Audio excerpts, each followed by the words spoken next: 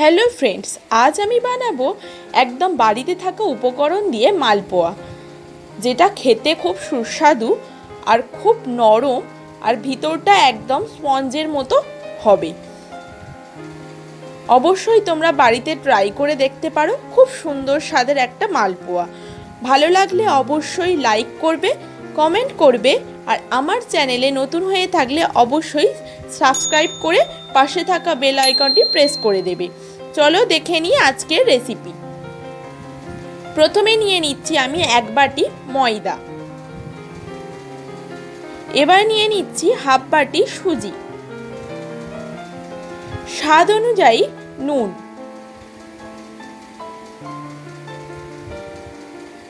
এবার দিয়ে দেব 2 টেবিল চামচ আখের গুড়।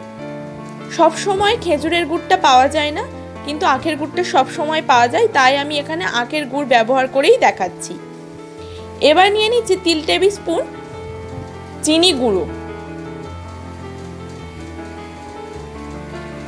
এবার নিয়ে নিচ্ছি কালো জিরে, হাফ টেবিল স্পুন কালো জিরে আমি দিয়ে একটা ব্লেন্ডারের সাহায্যে ভালো করে মিক্সড করে নেব।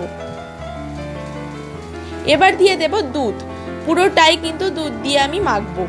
যদি অল্প একটু দরকার হয় লাস্টে আমি জল অ্যাড করব। দুধ দিয়ে আমি ভালো করে মিক্সড করে নেব। এখানে তোমরা গরুর দুধও ইউজ করতে পারো, আবার গুঁড়ো দুধও ইউজ করতে পারো।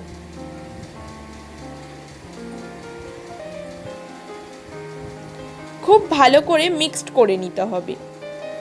আমার একটু মনে হচ্ছে টাইট, অল্প একটু জলের প্রয়োজন, তাই আমি সামান্য পরিমাণ একটু জল অ্যাড করছি।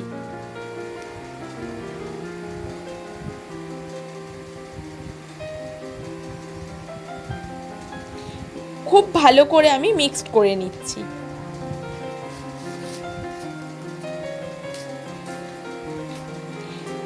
এবার একটা ফ্রাইং প্যান বসিয়ে বেশ কিছুটা পরিমাণ সাদা তেল দিয়ে দেব।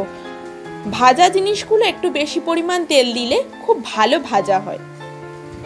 এবার আমি একটা চামচ নিয়ে মালপোয়াগুলো আস্তে আস্তে দিয়ে দিচ্ছি।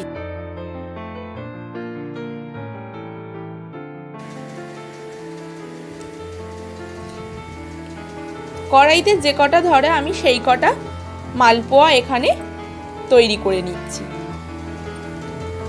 এবার আমি আস্তে আস্তে উল্টে দেব প্রত্যেকটা মালপোয়া।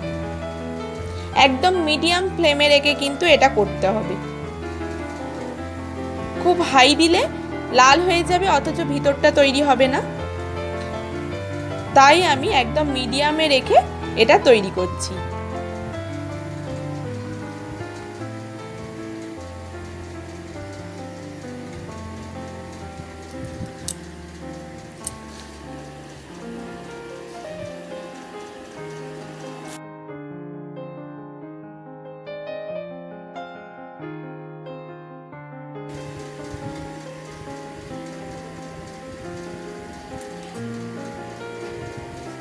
এক পিঠ হয়ে গেলে অপর পিঠগুলো ভালো করে আমি ভেজে নিচ্ছি।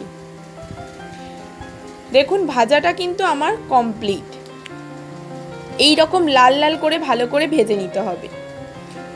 সবগুলো আমি তুলে নিচ্ছি।